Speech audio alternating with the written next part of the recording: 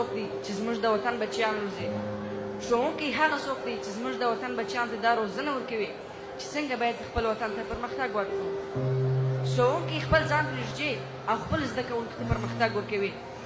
ښوونکی پر هغه زوړ بایسکل ګرځي او تل دا کوشش کوي چې د ده زده کوونکي ښه ډاکټر، انجینر او یا هم ښه معلم سي.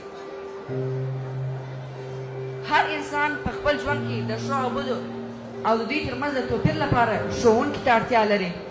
دا چې موږ وایو سالم عقل په سالم بدن کې دی، د سالم بدن او بدني روزنې لپاره هم ښوونکي ته اړتیا شته، تر څو په دې وپوهوي چې څه مو بدن ته اړین او څه مو بدن ته ضرر رسوي. ښوونکی د زده کوونکي معنوي پلار دی. ښوونکی هغه څوک دی چې موږ د خپل هېواد جغرافیایي موقعیت، دین، اسلام او مذهب څخه خبروي. ښوونکی هغه باغوان دی چې باغ ته د اوبو په ځای د زړه وینې ورکوي، خو د میوې غوښتنه یې له ځان نه د خپل هېوادوالو لپاره غواړي. لایق د درناوي دی او لایق د احترام دی. لایق د درناوي دی او لایق د احترام دی. معلمه ستا مقام د زموږ 100 ځله سلام. مننه.